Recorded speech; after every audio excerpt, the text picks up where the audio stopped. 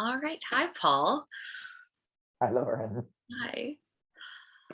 Well, my name is Lauren Peckman, and Paul and I have known each other for many years. We met at the breakfast table of some fellow dance friends, and we've just danced together or worked together in different forms and fashions over the years. And gosh, I think I met you back in 2014. I think that's when we met. Sounds So it's about right. been quite a while. And you were reaching out to me the past few months to talk more about continuing some Dreamosophy work. Dreamosophy is the work that Paul does to teach people to lucid dream and bring more freedom into their lives. Is there any sort of like brief summation you'd like to say about Dreamosophy, Paul? Yeah, it's a unique approach to creating confluence, the flowing together of our dream lives and our waking lives. So many people have strange or confusing dreams when they're sleeping, and they wake up and go, that was a weird dream. Mhm. Or when they hear I'm interested in dreaming, they say, I had the weirdest dream last night. Maybe you can tell me what it means.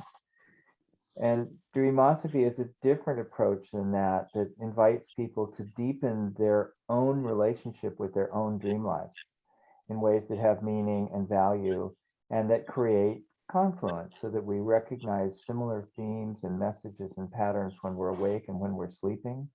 And we can begin to cultivate a more effective dream life. Well, and Paul, you and I have just been connected off and on through the years at different stages in our lives, and just through the confluence of timing, you were reaching out to me while I was kind of falling apart, kind of going through crisis. Um, the pandemic was really hard on me, and hard on my partner of 8 years. We locked down pretty hard for 2 years, and since around November of 2021, things were difficult, and um, my health started to really decline. And it's one of those things where, prevention is so important. And if I could go back in time and warn myself, get help now, of course I would. But when you're ill and not feeling well, it's very hard for you to get up the energy or even the awareness to jump in and take care of yourself right away the way you need to. And that was really hard on me. That was undoubtedly hard on my partner. And he had his own stuff going on. And it all just kind of came to a head a few weeks ago at the beginning of March. On March 6th, I just kind of had a meltdown, and my health was in crisis, and I needed to go to the hospital and be taken care of.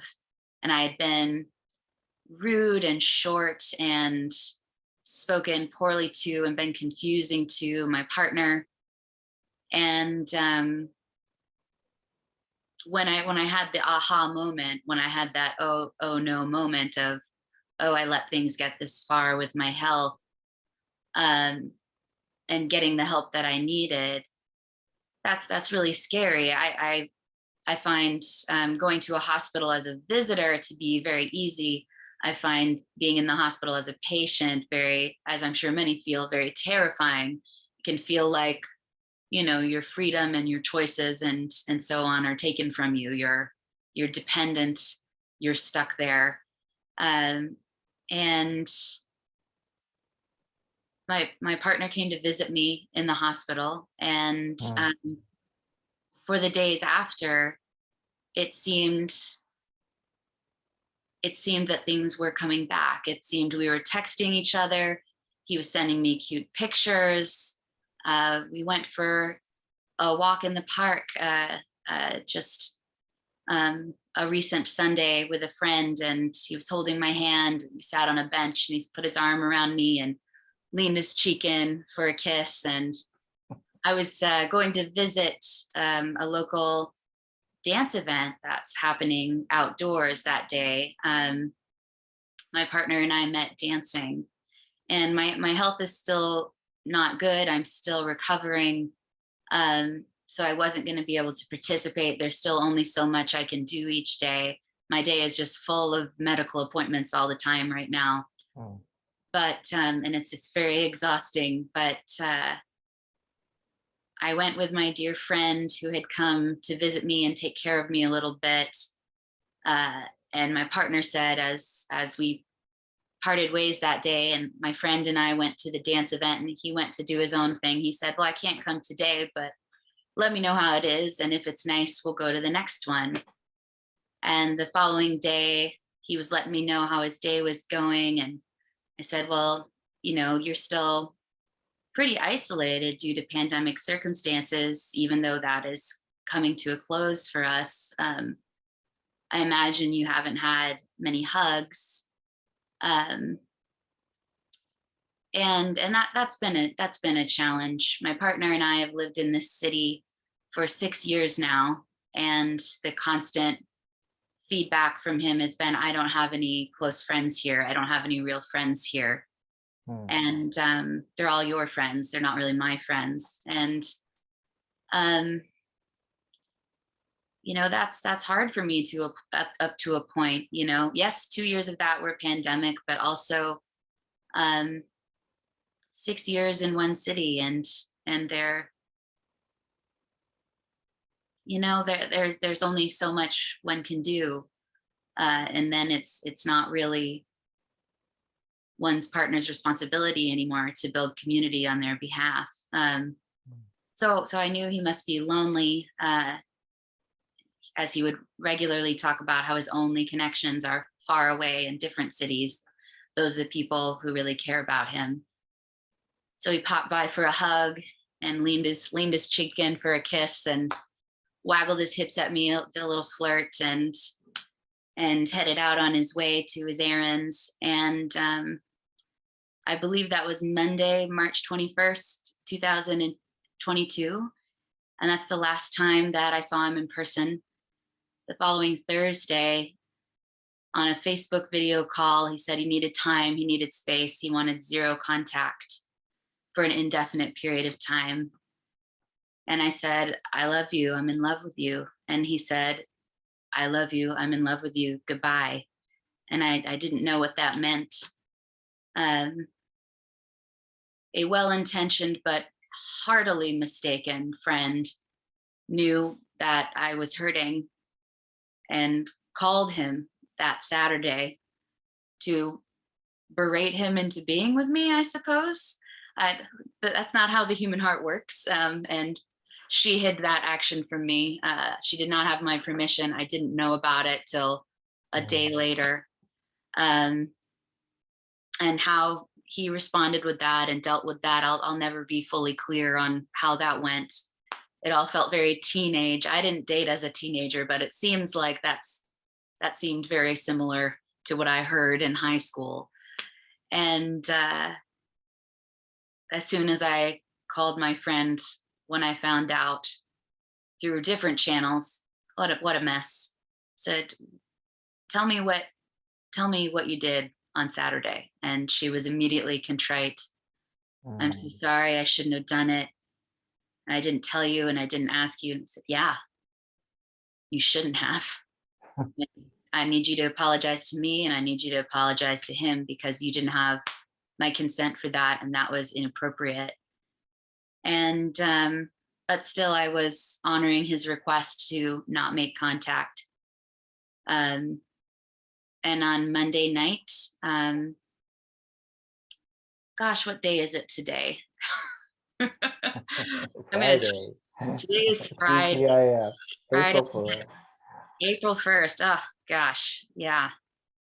Today is Friday, April 1st, and on Monday night of this week, which was um, Monday night, March 28th, I got an email ending our eight-year relationship, and we live in the same neighborhood. Mm. So he's around the corner somewhere right now. And we spent 8 years together, laughing and struggling and working and growing. And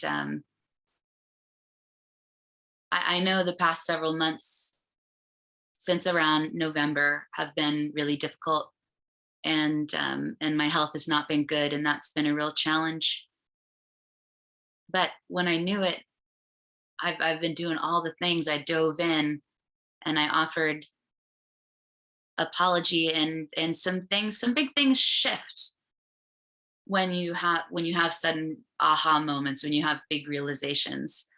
I remember when I was a young student, I was pre-med, and I went on that track for a long while, and there was a lot going on internally and in my subconscious for me for years on that path. And there was an aha moment in anatomy and physiology lab with the very professor who had drawn me to the college where I attended.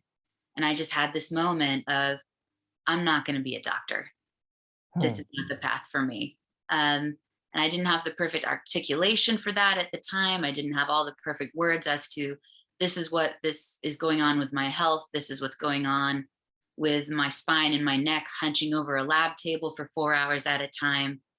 This is what's going on with me recognizing all of the social and political ins and outs of following doctors around for several years. I didn't have all that articulation in place, but I did have an aha moment that shifted my life. And I had been very much on one path for a while, but that was my new clear choice. That was my new clear reality. And I was having that. I was going through this tunnel of intense experience with my health and facing some of my big fears. Some of my core fears are having all my freedom and joy and choices stripped from me, and Hmm. being trapped in your body or trapped in a hospital or trapped in your mind or whatever that is, facing that core fear and being hospitalized. That's a profound transformative experience that I'm still processing. And essentially the feedback I've gotten, the very brief confusing feedback, is my partner doesn't believe me and doesn't want to be part of this and is out.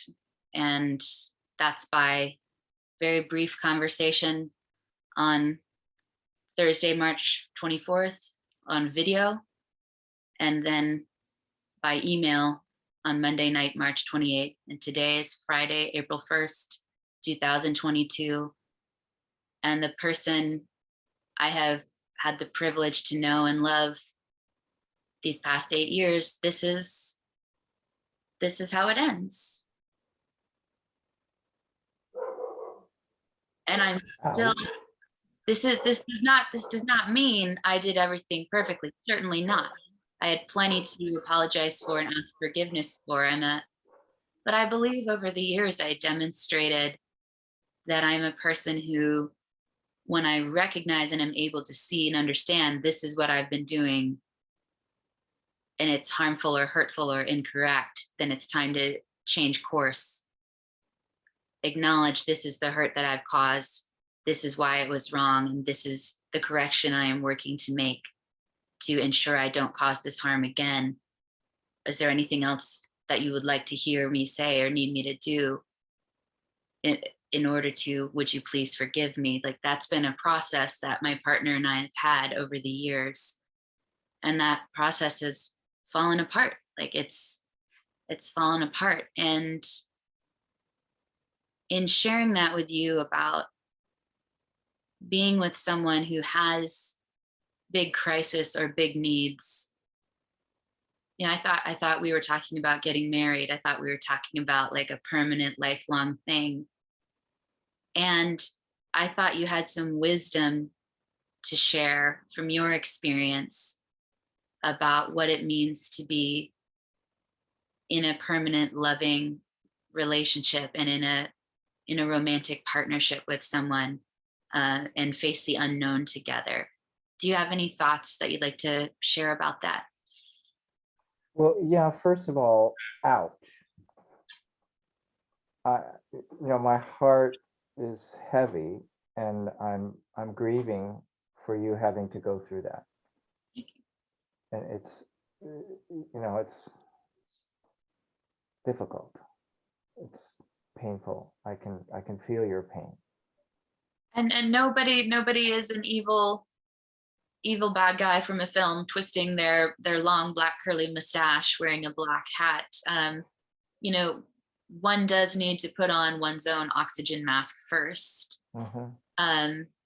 Most certainly. So this isn't it's just painful. Yeah. Yeah, and my friend Jan Harrell uses the phrase growth through trauma. You know, we don't recover from trauma. We don't get back to some imagined normal. But you can recognize that hidden in the pain is an opportunity to grow. And it sounds like that's what you're doing. And you know, as you shared this tragedy really with me, I'm reminded of the times that my wife and I have had challenges. And we've been married now for 25 years. And I've, as you talk about these moments in life, I'm reminded of the phrase that Martin Luther King used to use. He used to talk about a watershed moment. There's a moment when before it was uphill and then it's downhill in a different direction. And we stand at the top of a ridge where things flow one way or the other. And I've had some moments like that. And one of those moments for me was in one of these sophomoric arguments that our culture predisposes us for about I'm not getting what I want.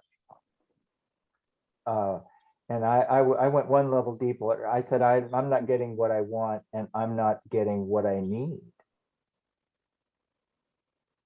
And that comes out of being raised as an American white male, where we had all these movies about Cinderella stories and finding your one true love and finding your soulmate. And I spent decades really honing my expectation about the qualities that my perfect partner had. And I had lists of all the different qualities. And for me, they were really specific lists. They were things like Bulgarian dancing and the Swedish national dance, the hambo, and spiritual inquiry at an open-hearted level, not about being a Christian or a Jew or a Muslim, but being human. And what is that deeper dimension of sacrament and mystery that we have available to us as humans, and seeking a partner who shares that inquiry and that affinity for that dimension of being human, and on down the list. And in one of those moments where I was feeling like my wife didn't have all the qualities that I wanted and needed, it occurred to me that this old axiom about, for men particularly, there's a watershed moment when you can choose between finding an excellent, wonderful partner and being an excellent, wonderful partner. And my attention shifted from her onto me, and recognizing that for me, a committed relationship like marriage is not necessarily about getting what I want or what I need. It's about being in communication with another human being, with all of their wants and needs and flaws and perfections and wonderfulness. I always try to use the phrase my wonderful wife because she is. And it's up to me to find that wonderfulness and to be useful to her, to be devoted to her in the way that I promised to be in our marriage vows. And what happened in that moment was I realized that it doesn't have to be about getting what I want or need. It's not a transaction. It's not about giving and taking. I have an opportunity to be a person in her life, and she gives me the gift of allowing me to be who I am. That's not to say that she doesn't react and respond to who I am, but I have an opportunity because of who she is to be her husband. And that's wholly different from getting my needs met or getting my wants fulfilled, having her do the things that I want her to do. We don't even like the same foods, but we laugh a lot, like every day. And after 25 years of marriage, to say that we laugh a lot, Yeah. or last Saturday, we spent 4 hours talking, just sitting in the living room of our house talking after 2.5 years of pandemic. We've been locked in this house together for 2 years. Yeah.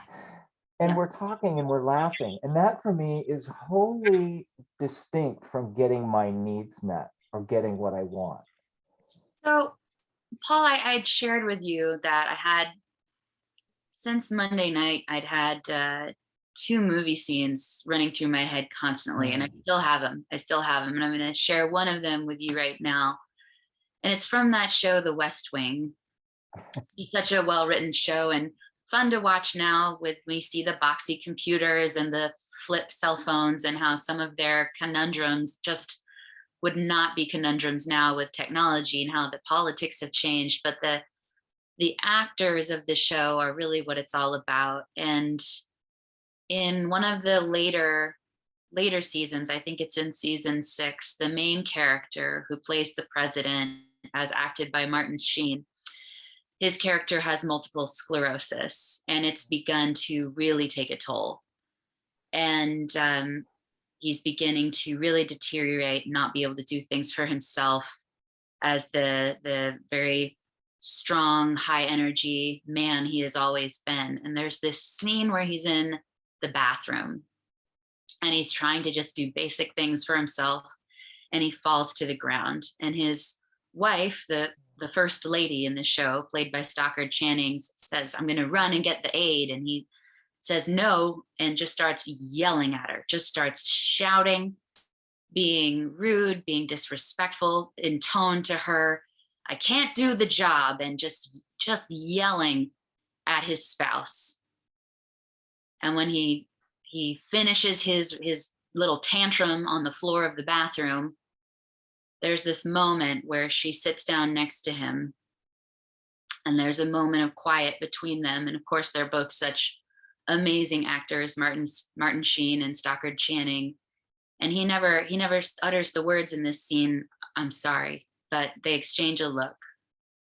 They have a look at each other as she reaches down and pulls his pants up for him and zips up his pants for him. And he looks at her. And as the audience, if you're not an emotionally attuned person, you'd have to be very not connected to other human beings to miss what's happening in this scene. He's grieving his health, he's grieving his independence, he's grieving the kind of relationship he used to have with his wife, where they were physical equals, and now they're not physical equals anymore. And she's pulling up his pants and zipping up his pants for him. And also, he's spoken to his cherished spouse in such an unkind and harsh and tantrum throwing way, and she's been calm and quiet and just waiting it out till he's done. And they exchange a look, and he says to her, "So this is why they make you take vows, huh?" And she looks back at him and says, "Yep, this is why." And they just sit on the tile of the bathroom together and hold hands.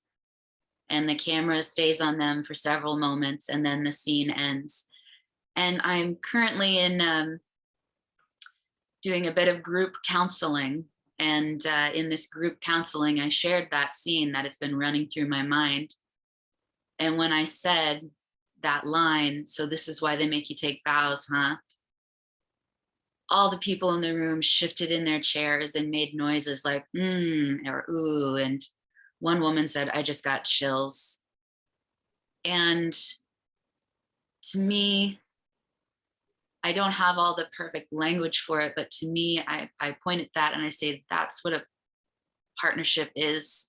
That's what a life partnership is. To me, that's what love is. Because those two characters, though they're fictitious, they didn't know what would happen when they got married all those decades ago. And the desire to not have to deal with this must be very powerful. um, uh, Paul, is it okay if I ask or bring up your spouse has some health challenges as well? Is that right? Is that right? And she doesn't like for me to talk about it a lot, but it is an issue in our companionship because a lot of our priorities and our choices are governed by her healing process, which has been going on for decades. Yeah. And to live with a chronic condition that impairs her ability to enjoy daily life is harder on her than it is for me. But there have been a lot of times when I wanted to say, this is not what I signed up for. But like you said, this is why they make us take vows. That's another of those watershed moments. Marriage is a life event. It's a rite of passage. And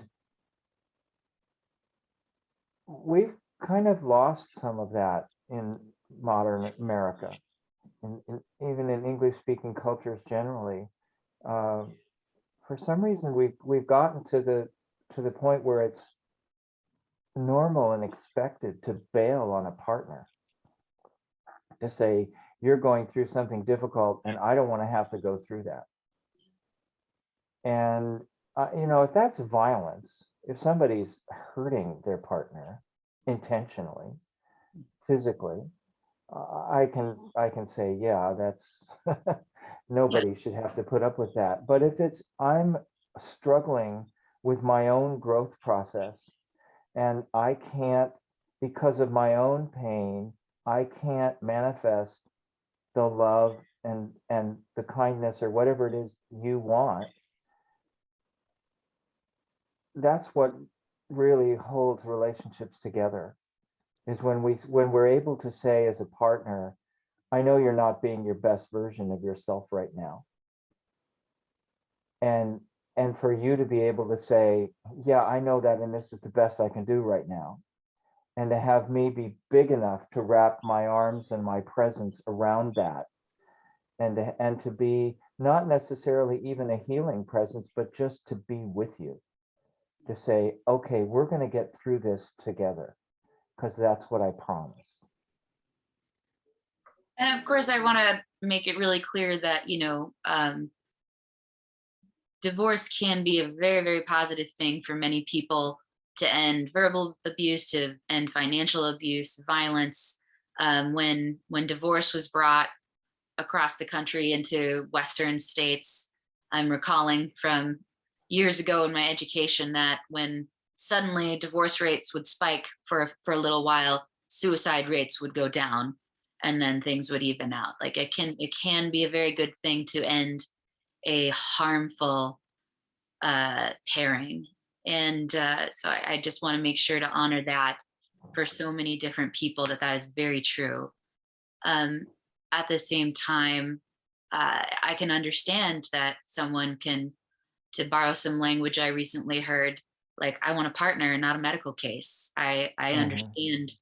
I can understand that completely. And that there are ways to draw a line and say, you have to get the professional help that you require. I insist upon it. Or we need to get a home health aide. I'm not a 24/7 nurse and I cannot be, or whatever that line is. And accommodation is, if it's possible, that's part of the process. But when you talk about presence and just being present, I can pinpoint the moment that I began to fall in love with my partner of 8 years. We chatted religion together and talked about the Bible together, and reading the Bible with someone who's never read it before is a delightful experience. And that's my education. I have a master's degree in biblical exegesis. I've read the Hebrew and the Greek and hung out with the scholars at the theology conferences, and then to approach it with really fresh eyes is wonderful. And talking about the book of Job, and when Job was suffering, there were those of his friends telling him what he should do, those of his friends just saying, curse God and die, like your life is miserable. Mhm. And then there were Job's friends who just sat with Job and wept. And we'd read about that a little bit, and I talked about that with him, and we were just friends. We weren't partners yet. But he was a guest in my home. I lived with like 4 other roommates. It was a hustle and bustle little place that we lived in, me and my roommates, and he needed a place to crash for a few nights. So he was in a what just so happened to be an empty room that became a temporary guest room.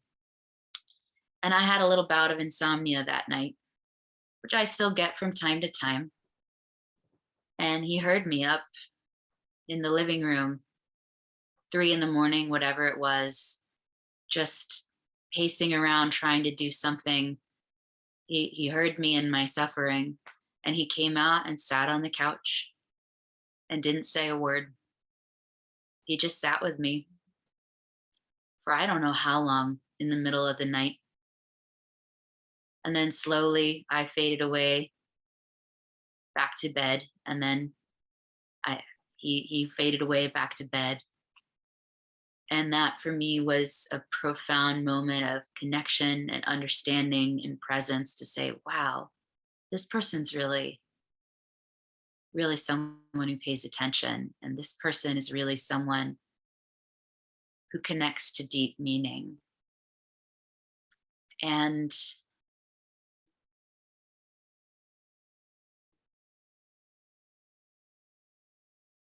the profound loss that I feel is overwhelming.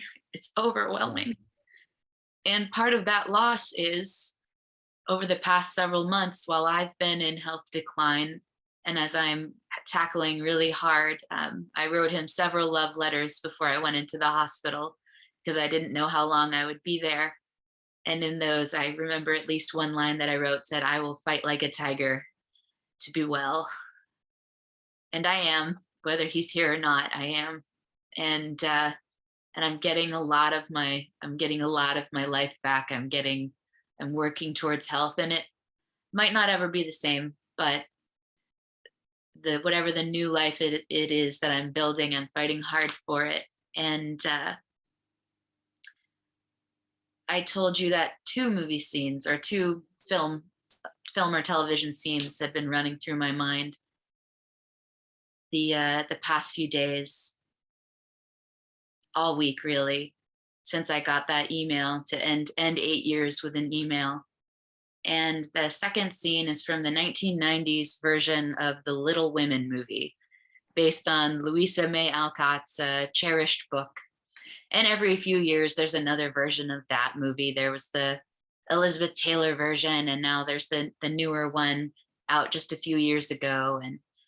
But I specifically the one that I saw as a little girl in the 1990s, starring Winona Ryder, and the actor Gabriel Byrne is in it as well. He plays Professor Bear, and Winona Ryder's character is Jo. She's the main character of the story, and she's in New York City trying to be a writer. And she's transitioned from the kind of stories she usually writes into writing these horror short stories in like serial columns in the local newspaper. And she brings them to her friend, this professor, played by Gabriel Byrne. And she says, look, they published my most recent one. And he's reading it. And he's saying vampires, ghouls, violence, gore. This is what you're writing? And the main character, Jo, she snatches the newspaper from him in a huff and says, well, it will buy my sister a new coat and she'll be very glad of it, and flounces off, having her feelings hurt.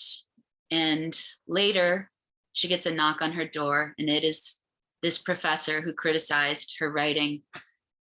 And he says, with intensity and great passion, please forgive this is to the best of my memory. He says, please forgive me if I've offended you. It is just that in this writing, I see nothing of the woman that I am privileged to know. Mm. And I just keep thinking of that. And as I fell asleep for just a few hours, I didn't sleep much on Monday night after reading that email. I thought, where did he go? Where did the person go who I have been privileged to know and love all these years, and who I have struggled alongside and worked with, and so much laughter, how much we've laughed over the years, and how we've suffered by the world's many evils, have caused us great suffering, and we each need help in our own way. It's been so hard, and the pandemic was so hard on us and on everyone. And as I was falling asleep, I said, God, God, I'm still so in love with this man, but does he exist? Is he gone? Mm. And then, Paul, I had a dream that night. Mm. And with this dream, I got to take you back in time a little bit again to 8 years ago, when I was getting together with my partner. We were falling in love and deciding to make it a go as a couple. And we lasted nearly a decade. He told me, my partner told me, my ex-partner told me, I'm working on the tenses here, that he'd had a dream. He'd had a dream where he was wandering, and my recollection of his description is of it was very much like southwestern USA, rock formations, pieces jutting out in long cliffs, and wandering among these paths and rock formations, and there was sometimes mist, and he was looking for me and looking for me. And when he finally found me, it was like, there you are. And he hugged me and felt such love and peace wash over him. And he told me the following day that he'd had this dream. And that's certainly not the only reason why we fell in love and got together, but that was very meaningful to him. And Paul, I haven't thought about that in years. I didn't journal about it. I didn't write it down. I have not thought about it once in years. I totally forgot about it. And in my waking mind, I was not thinking of it at all. But as I cried out to God in feeling great anguish at this loss, and I want to be kind, but also I think it's not an overstatement that this was a very dishonorable and disrespectful way to end 8 years. It was a very unhealthy close, and I'm very dissatisfied, and I feel very dishonored by it. Though I know we have both suffered, and that's just very sad to end 8 years with an email. But as I slept and had this dream, I was in the place that he had described all those years ago that I haven't thought about in years. I was in this place with many paths, winding paths, and jutting and rock formations, much like in the Southwest USA. And there was occasionally mist that swept through, and walking out of the mist was my partner, who I've known and loved. And there he was, the person that I am in love with. There he was. And it's as if he said to me, do you remember my dream? And I said, we do. He said, and here we are. And we just held each other, just standing up, holding each other for what felt like, it was so very physically real to me, what felt like hours. And occasionally we would just quietly and gently say to the other, I can't let you go. And there was so much peace, and there was so much love. And eventually that just faded away. And I awoke in the middle of the night and just cried and cried. And I did not sleep again until the next night. But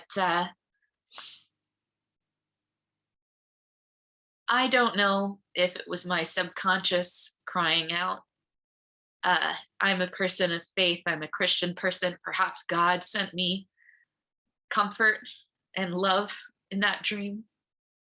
But what I was yearning for was, where is the person that I'm still deeply in love with? Where is he? And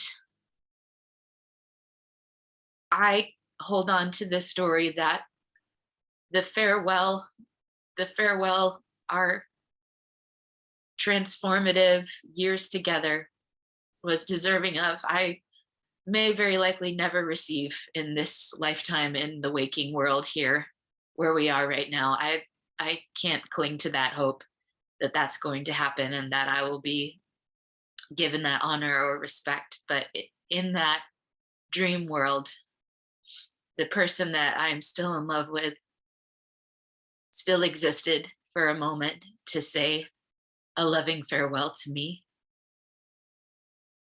And I, for all I know, I will never see or speak to my ex-partner ever again. I have no idea. Um, the last time I saw him in person and hugged him and touched him was on Monday, March 21st. And he's just a few blocks over there. But in that dream, the same man who sat with me in the night, in reminiscent of the true friends of Job, and the same man who has worked alongside with me and laughed with me and cried with me over the past 8 years, the same person that I am still in love with, and will take a long time to heal from the loss of. He was there. He was there in the dream stream. Mhm. And for me, it was very real. And if I try to analyze it and pick it apart, I don't want to do that and transform that memory into something else, because I really need it. Mhm. I really need it. And that there was the person I was privileged to know and love. There he Mm. was. He existed. He was real. I don't know where he went, but for that brief time, we were both there.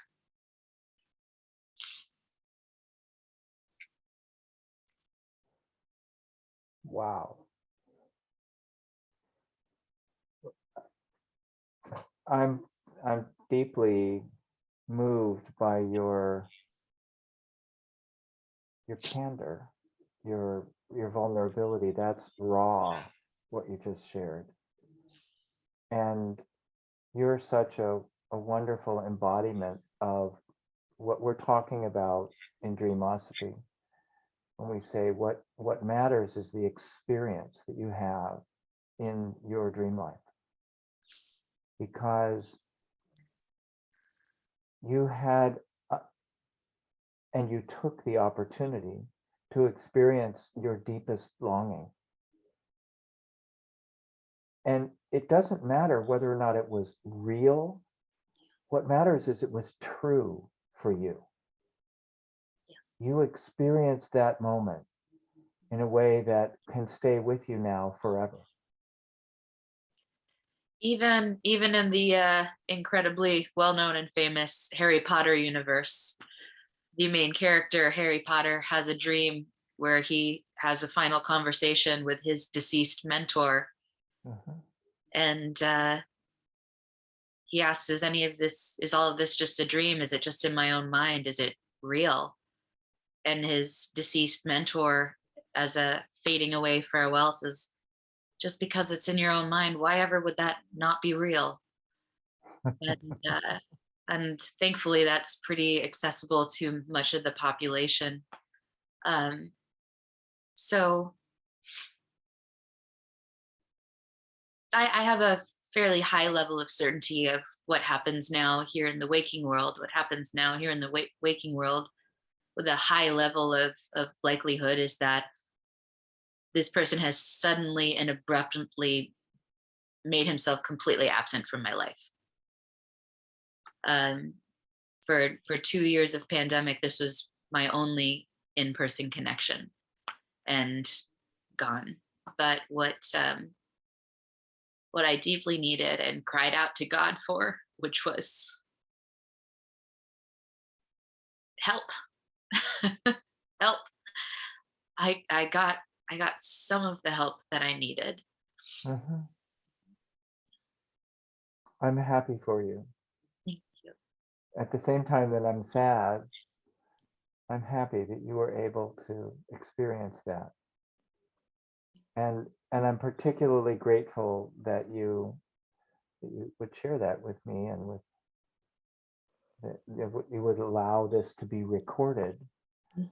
because I imagine that that vulnerability will speak to a lot of people who are vulnerable in similar ways. Well, Paul, it reminded me that if I recall correctly, when your father passed away, you had a dream that brought great comfort to you as well. Yeah, Yeah. I was angry. Yeah. I was really, really mad. I I get was that. 20 I was mad and he too. was 63 years old. How dare he leave me? Mm. How dare he leave me behind, leave this world? And I was railing at him. I was so mad, and he came to me and he explained what the dynamic was, and and gave me his blessing, and gave me the gift of his forever companionship. And I don't care whether or not that was real. Yeah. You know, there are people say, oh, you made that up, that was wish fulfillment dream. I don't care. It was an experience that was true for me, that, and he is as with me as much today. That was 50 years ago, and I still feel his presence in ways that were so healing for me, because I was alone. I was bereft. And so, yeah, I know that of which you speak, and it is worthwhile cultivating a relationship with your own dream life to open up the possibility of that kind of experience. And that's what you've done, consciously or not. When I fell asleep that night, I was angry, I was overwrought, I was overwhelmed, and I certainly had no plans other than, oh my God, what? Um, but there's a science communicator who I followed his work, and I really appreciate all that he's written and podcasted about and spoken about over the years, named Mike McHargue, otherwise known as Science Mike. And something he repeatedly said in his public work and in his writing is, we are 8 billion neurons telling a story to itself. And we can take that flippantly, or we can take that powerfully, that the stories by which we choose to shape our lives can bring deep meaning into those 8 billion neurons telling that story. And I cling to and choose in my story, for many, many, many years, there was this beautiful person, and I am wildly in love with him. And he existed, and he was real, and I was there. And he's gone now.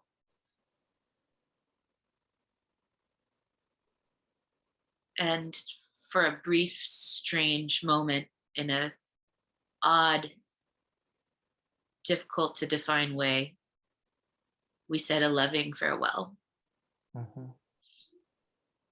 And as a person of faith, I cling to the faith story to bring meaning and honor and dignity and love into my life, and hopefully not to superimpose my story, but to bring honor and dignity and love and peace into the lives of others, by living out that story to the best of my ability. These stories that we share with each other, we have to be so careful because our stories can be twisted and misused.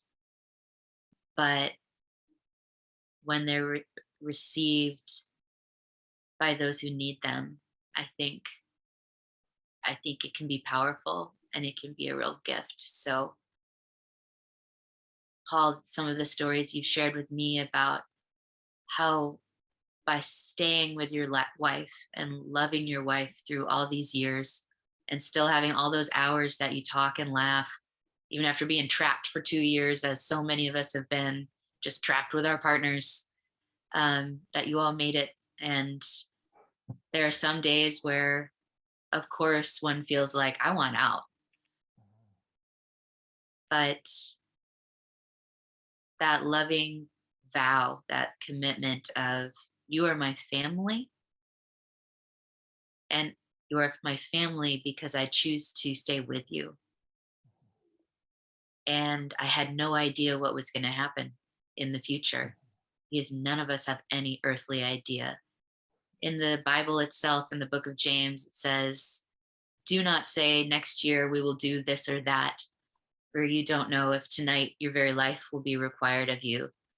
Only say if God wills. Mm. And I interpret that to mean like make your plans, but you don't know. Um, so what are you going to do about it? And